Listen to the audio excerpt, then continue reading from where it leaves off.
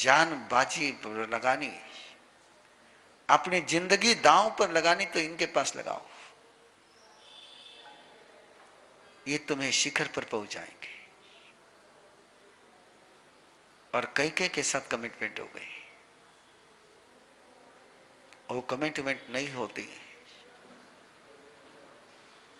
तो किस लिए खुशी मनाते समय उसको मौत के मुंह में जाना पड़ता है? कोई जरूरत ही नहीं होती। अपने हाथ से प्रमाद स्वयं के लिए ही मौत का फरमान लिखता है और दूसरा प्रमाद किया है। राम राज्याभिषेक की तैयारी कर रहा है और भरत और शत्रुघ्न ननिहाल है।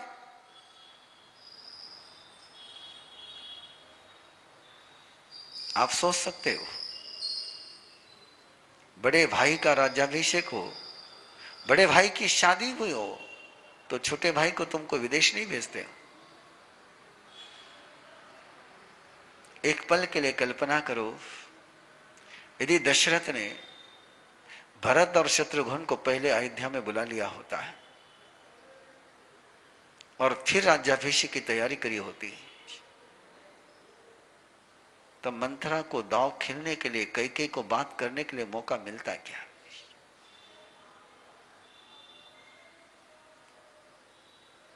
गफलत में फिर चला गया है। और ये प्राय लोगों की बात आती रहती कि महाराज साहब, काम होता होता बिगड़ जाए। कल एक कपल आया हुआ था बेंगलोर से और उनका भी वही कहना था, काम होते होते मुंह तक आया हुआ नेवला मुंह में रखना ही कि निकल जाता है। कुछ तो भी किसी ने कुछ किया है मेरे साथ, मालूम नहीं कि ग्रह दोष है। मैक्सिमम मेंटालिटी ये होती है, पता नहीं किसने कुछ कर दिया है। और मैंने उनको कहा किसी ने कुछ नहीं किया, तुम ही करते हो, तुम प्रमाद करते हो। और कैसे प्रमाद करते हैं आप ध्यान में देखिए। शराब सबकी जिंदगी में ऐसा होता होगा कि काम होते होते छूट जाता है और छोटा सा प्रमाद होता है उस समय। जैसे काम होने के लिए आता है तो आप रिलैक्स हो जाते हो, अभी कहीं काम हो गए, अभी कहीं काम हो गए, अब क्या काम हो गया है, होने ही वाला है, होने ही वाला है। अरे होने ही वाला है, हुआ नहीं है। और जो हुआ नहीं उसको जिस चीज में होने वाला मान लेते हो तो बेहोशी में चले जाते हो, गफलत में चले जाते हो। और वही गफलत आखिरी के 5 मिनट की, आखिरी के 5 मिनट की गफलत तुम्हारी सारी मेहनत पर पानी फिर जाती है। कोई राहु नहीं, कोई केतु नहीं, कोई शनि नहीं। यह अनर्थ दंड ही सबसे बड़ा राहु केतु और शनि है। और इसके शांति के लिए एक ही उपाय है, बी अलर्ट, बी अवेयर, सावधान। कभी नजर फिसलती है, कभी मन फिसलता है, कभी जुबान फिसलती है, कभी पांव फिसलते हैं। क्यों फिसलते हैं?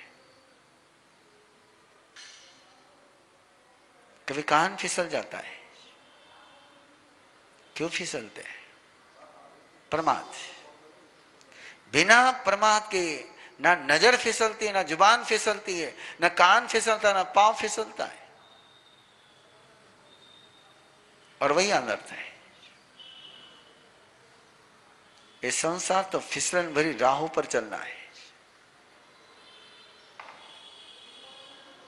यहां तो सारी रास्ते ही चिकने हैं। संयम का रास्ता चिकना नहीं है, साधना का रास्ता चिकना नहीं है, सुविधा के सारे रास्ते चिकने हैं।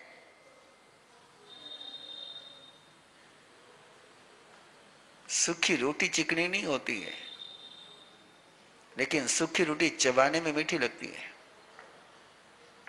लेकिन दांत को चबाना पड़ता है ना।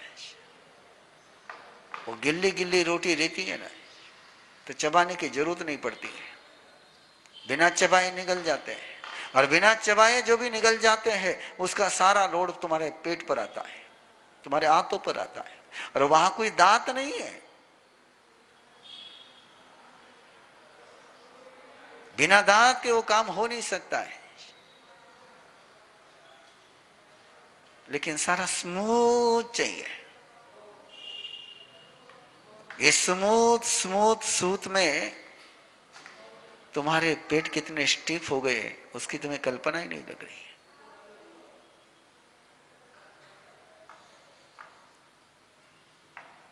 नए नए टेक्निक निकलती जाती है। ये सारी देखिए जितनी भी सुविधाएं है ना, ये सब चिकनी राहें।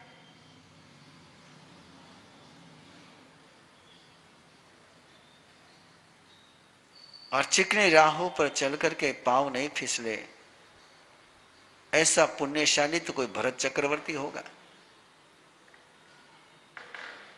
ऐसा पुण्यशाली तो कोई शालिभद्र होगा। बाकी सूखी राहों पर भी लोगों के पांव फिसलते होंगे, तो चिकने राहों पर पांव नहीं फिसले, इस गलत फहमी में कोई रह जाए। अरे बिना नशा करे बेहोश हो जाते हैं, और कोई सोचे कि नशा करने के बाद मैं बेहोश नहीं होऊंगा, इससे बढ़कर मूर्खता क्या हो सकती है।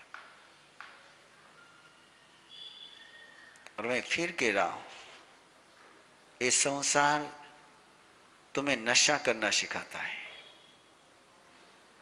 नशा करना सिखाए बिना संसार चल ही नहीं सकता है। तुम होश में आओगे तो दुकान चलेगी कैसे इनकी, चलेगा कैसे? तुम होश में आओगे तो गुटखा खाओगे कैसे? होश में आओगे तो स्मोकिंग करोगे कैसे, ड्रिंकिंग करोगे कैसे? ये तुम्हें होश में लाने के लिए नहीं, तुम्हें बेहोश करने के लिए। और सारे दुनिया के धर्म नशे के खिलाफ है, केवल एक ही धर्म है, वो क्रिश्चियन है। वो अल्कोहल अलाओगे, चर्चे में अलाओगे। वहां तो जीसस उनके भक्तों के लिए तालाब को शराब का बना देता है।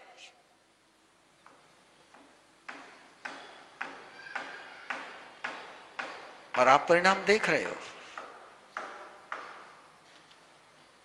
पूरे अल्कोहल की गिरफ्त में कैसी दुनिया बर्बाद हो रही है। अभी मैंने 3-4 दिन पहले पढ़ा डॉक्टर बंग दंपति का स्टेटमेंट कि गढ़चिरौली डिस्ट्रिक्ट में शराबबंदी है, और कुछ लोग प्रयास कर रहे हैं कि शराबबंदी वहां से हट जाए, और हटा के रहेंगे ये लोग, तो ये माफिया लोग हैं। शराबबंदी करने वाले के पास पैसे नहीं है, और शराबबंदी उठाने वालों के पास पैसे हैं।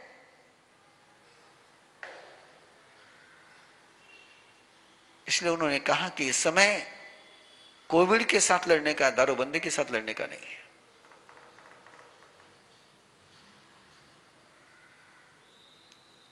और ये तो कोविड के लॉकडाउन के माहौल में जिस समय तुम्हारे गवर्नमेंट ने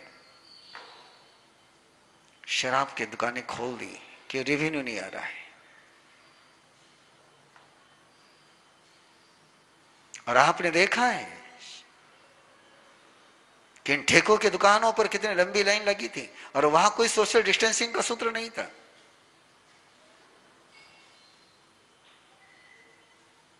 और मैंने सुना है लोगों को जो कोरोना कोविड में राशन मिलता था उसको बेच करके लोग शराब पीते थे, कि बेहोशी की एक बार आदत लग गई कि होश में रहना बहुत मुश्किल लगता है। और पुनः याद रखना है कि संसार तुम्हें बेहोश बनाने पर तुला हुआ है, इसलिए संसार तुम्हें हमेशा भ्रमित करते रहता है, ये लुभाते रहता है, ये सपने बताते रहता है। ये कहते रहता जवाब मर्द की जवाब शान। ये ऐसे स्लोगन तुम्हारे पास भेजता है, लेकिन जो चेहरा विज्ञापन में दिखता है, एक भी शराब पीने वाले का चेहरा जिंदगी में ऐसा कभी नजर नहीं आता है। लेकिन वो चेहरे को देख करके छोटे छोटे बच्चे, बहुत डेंजर हो रहा है। नेक्स्ट से नेक्स्ट जनरेशन भी बर्बाद हो रही है। मुझे भी शौक लगा था 2011 में, बेटियों का शिविर चल रहा था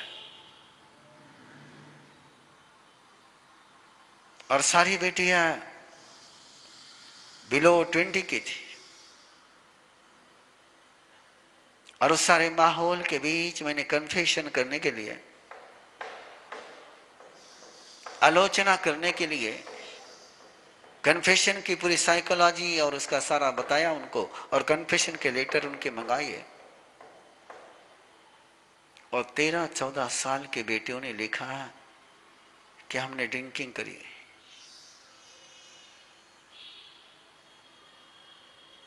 मैं तो पढ़ करके शौक लगा मुझे। और उसी शिविर के दौरान एक मां ने मुझे आकर के कहा कि मरसा हुक्का पार्लर, उसके विषय में बोली है। मैं 2011 की बात कर रहा हूं, और मुझे पता ही नहीं था उस समय हुक्का पार्लर क्या होता है। मैंने कहा हुक्के का और बेटियों का क्या लेना देना है। तो उस बहन ने मुझे बताया कि महाराज साहब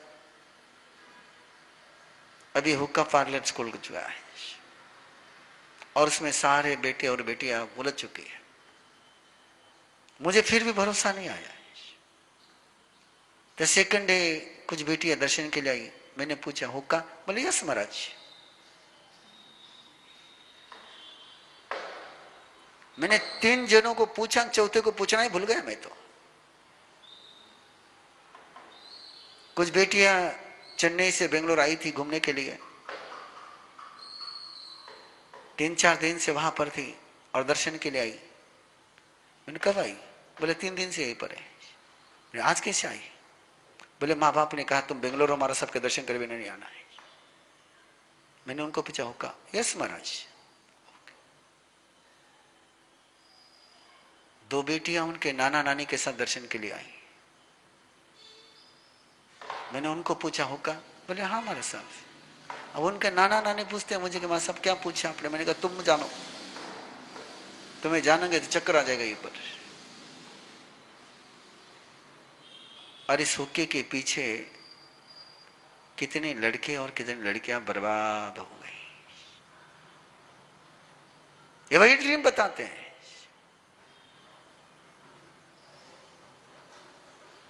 उस सेंटेंस को जितने गहराई से आप लेते जाओगे, लेते चले जाइए। ये गैम्बलिंग हो कि हुक्का पार्लर हो कि नशा हो कि आने वाले पेपर में ऐड कि 2 घंटे में 10,000 रुपये कमाइए, 1 दिन में 20,000 कमाइए। मैंने 6-7 दिन पहले उसका राज छोटे माँ साहब को बताया तो छोटे माँ साहब बोले बाप रे, बोले ईसो भी हुए? कि मैं हाँ ईसो हुए।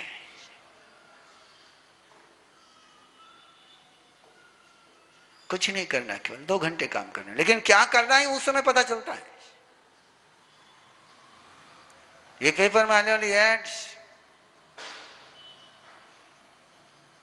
फ्रेंड्स कॉल और फ्रेंड्स कॉल के नंबर, ये सारे क्या है और किस तरीके से उस कॉल में उलझा करके व्यक्ति की जिंदगी बर्बाद करके रख देते हैं।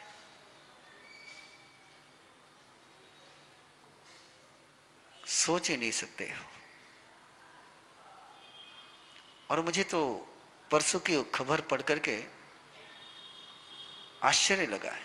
68 साल का इंसान वो चक्कर में आ गया, डेटिंग कॉल में कि डेटिंग के लिए लड़कियां मिलेगी, और लड़कियां मिलाने के लिए डेटिंग कॉल पर कॉल करता है। 68 साल का आदमी, और कैसी हालत हो गई। पैसे जमा करता जा, जमा करता जा, जमा करता जा, और आखिरी में फिर ब्लैकमेलिंग। तुम और पैसे नहीं दो। लड़की तो मिली ही नहीं, लड़की तो मिली ही नहीं, लेकिन ब्लैकमेलिंग शुरू हो गई। तो यदि नहीं देगा पैसे तो हम तेरे पूरे परिवार को बता देंगे इसके लिए लड़कियां मंगा रहा था। एक तो बाहर आ गया, पता नहीं और कितने बर्बाद हो गए होंगे। ये सारे प्रमाद के काम है, ये पमायाचर्य, ये अनर्थ दंड है।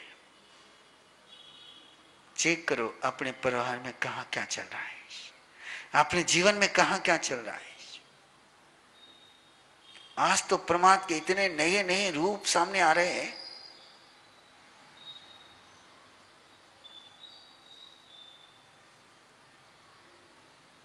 क्या कहे आपको। अब व्यसन व्यसन नहीं रहा है। अब शराब पीना अब बुरा नहीं माना जाता। शराब नहीं पीने वाला अब कमेंट का विषय होता है।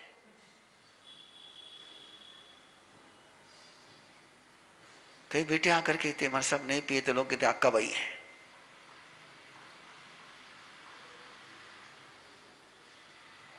लड़के को कहते ये सन्यासी बाबू है। पहले शराब पीने वाले शर्माते थे, अब शराब नहीं पीने वाले को इंफीरियरिटी कॉम्प्लेक्स हो रहा है।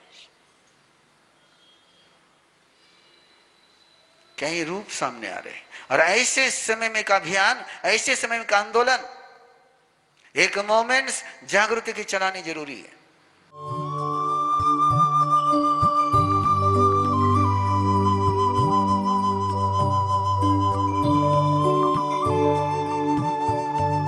इस कार्यक्रम के पुण्यार्जक हैं श्री दीपचंद जी, श्री सुनील जी, श्री सुजीत जी, श्री सूरज जी पारख, पूना दाल एंड बेसन मिल्स, पुणे।